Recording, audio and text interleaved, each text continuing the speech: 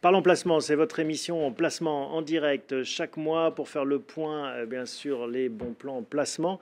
Une émission que vous pouvez retrouver en podcast notamment sur les grandes plateformes, iTunes, Spotify et même Magellan. Donc si vous avez la chance de partir sur la plage ou ailleurs, profitez-en, prenez votre téléphone et vous pouvez télécharger en MP3 ce que vous racontent Vincent, Jonathan et les autres invités.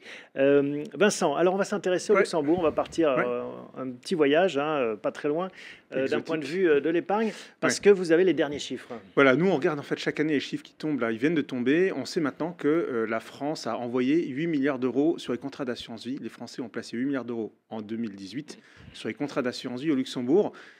C'est toujours un niveau très élevé. Depuis quelques années, on constate qu'il y a une certaine On va voir d'ailleurs ce graphique dynamique de ce côté-là. Voilà, qui on l'a montre en indiqué. effet cette... bah voilà, c'est Et donc, en légère progression. alors on est un peu en baisse par rapport à 2017, sachant que 2017 faisait suite, il y avait deux événements. Il y avait la promulgation de la loi Sapin 2 fin 2016, qui a été le premier déclencheur d'un afflux important. Et le deuxième déclencheur, c'était le risque de second tour de la présidentielle. Pendant un certain temps, les sondages donnaient le risque d'avoir deux extrêmes au second tour de l'élection présidentielle. Et là, il y avait eu un afflux important. Donc on voit que Mais c'est on très voit lié au la climat tendance politique quand même, également. la tendance en bleu et l'encours ne fait que monter et que Voilà, progresser aujourd'hui, quasiment. l'encours en fait, de l'assurance vie au Luxembourg, ça ne pèse que 3% relativement à l'encours de l'assurance vie en France. Hein. On a 1800 milliards d'un côté, là on a un peu plus de 50 milliards d'euros. Mais en tout cas, ce qu'on voit, c'est que la dynamique est extrêmement forte. Et alors avec un tropisme français fort, c'est le graphique suivant où on voit qu'en effet, les Français aiment bien Ouais. ce Et, placement. et c'est là qu'il y a quelque chose d'intéressant à analyser, c'est qu'on voit que les Français sont donc les premiers contributeurs à l'assurance vie en provenance de l'étranger au Luxembourg. Derrière, juste derrière, on a l'Italie. Ce qu'on peut voir, c'est que par rapport à des pays comme l'Allemagne, qui ont une population bien plus importante que la France ou l'Italie, il n'y a pas que cette préoccupation-là. Donc on peut faire une sorte d'analyse. Il y a peut-être une corrélation entre le climat politique en France et en Italie. Et justement, on peut se poser la question s'il n'y a pas eu un petit effet gilet jaune quand même en fin d'année. Alors, la réponse, est-ce que vous Alors, l'analysez comme ça? il faut se souvenir que le mouvement des Gilets jaunes a commencé mi-novembre 2018, juste 2 ans, jour pour jour, après la promulgation de la loi Sapin 2.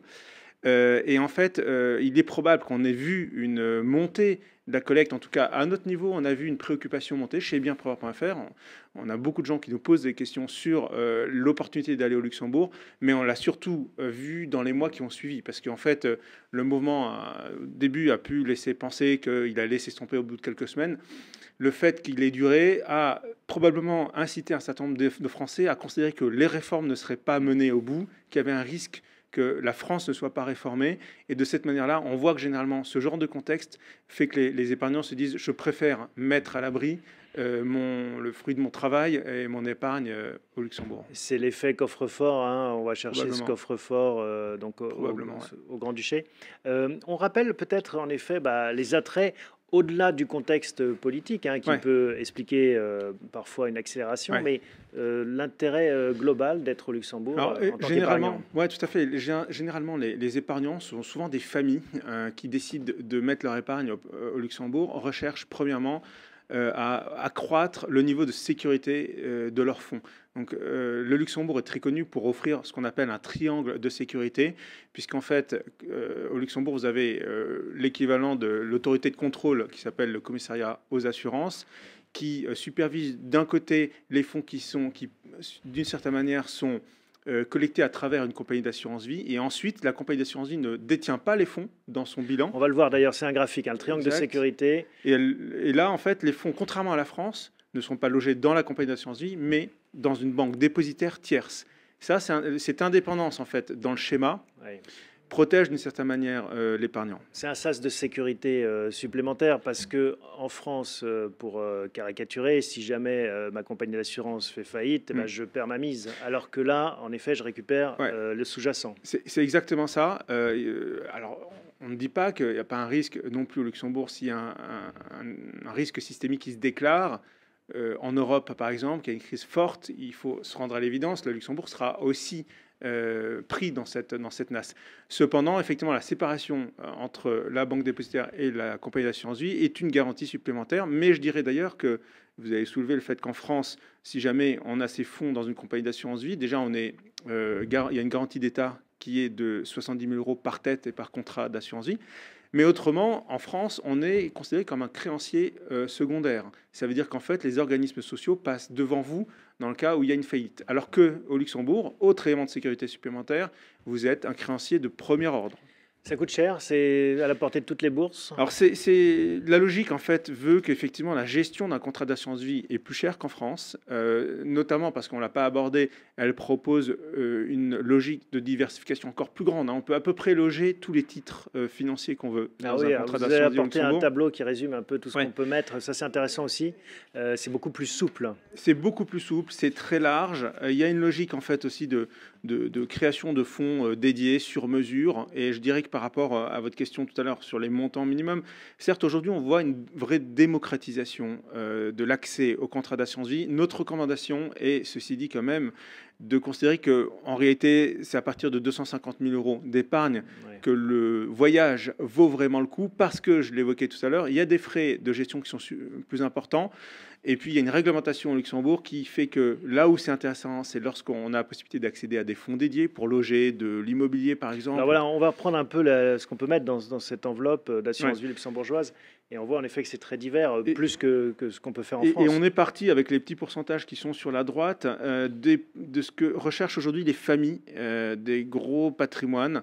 C'est un peu leur préoccupation. Elles cherchent aujourd'hui à placer, c'est le baromètre OpinionWay du début de l'année 2019 qui l'indiquait, qu'elles recherchent d'abord à placer en private equity, donc c'est dans des titres de sociétés non cotées, en direct ou via des fonds en premier lieu.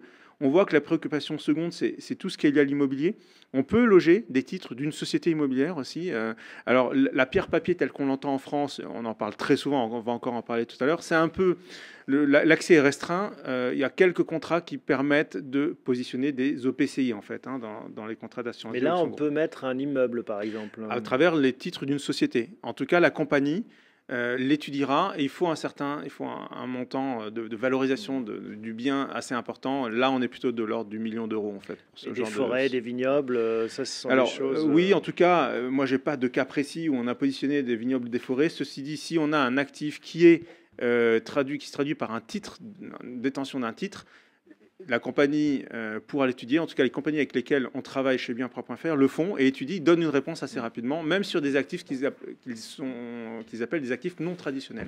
Il y a des questions qui sont liées aussi à la fiscalité de ces placements. Oui. Quelle est la fiscalité? Alors, on nous a beaucoup posé de questions encore ces derniers jours. Quel est l'avantage fiscal? Il n'y a pas d'avantage fiscal à déplacer son épargne d'un contrat d'assurance vie en France vers le Luxembourg. Est-ce qu'il y a un désavantage, un inconvénient? Alors, je dirais qu'en fait, il y a une transparence fiscale. Il n'y a pas d'avantage. Par contre, lorsqu'on est expatrié ou alors qu'on se destine à avoir une carrière à l'étranger, là, ça peut être très intéressant parce qu'en fait, votre contrat d'assurance vie, contrairement au cas où en France, souvent, certains épargnants ferment leur contrat d'assurance vie lorsqu'ils partent à l'étranger, ça peut poser problème. Là, le contrat d'assurance vie luxembourgeois vous suit. En termes de fiscalité, il s'adapte à la fiscalité de votre nouveau lieu de résidence. Donc, il y a des familles qui régulièrement, tous les 2-3 ans, changent de lieu de résidence. Le contrat d'assurance vie est particulièrement destiné dans ce cas-là. Et surtout si le pays de destination a une fiscalité plus clémente en la matière. Exact. Voilà ce qu'on pouvait dire. Merci beaucoup Vincent pour cet éclairage sur l'assurance vie luxembourgeoise. Bel été également. Merci. Puis on se retrouve à la rentrée pour de nouvelles émissions. Voilà, on va tout de suite parler immobilier, une fois n'est pas coutume, pour la troisième partie.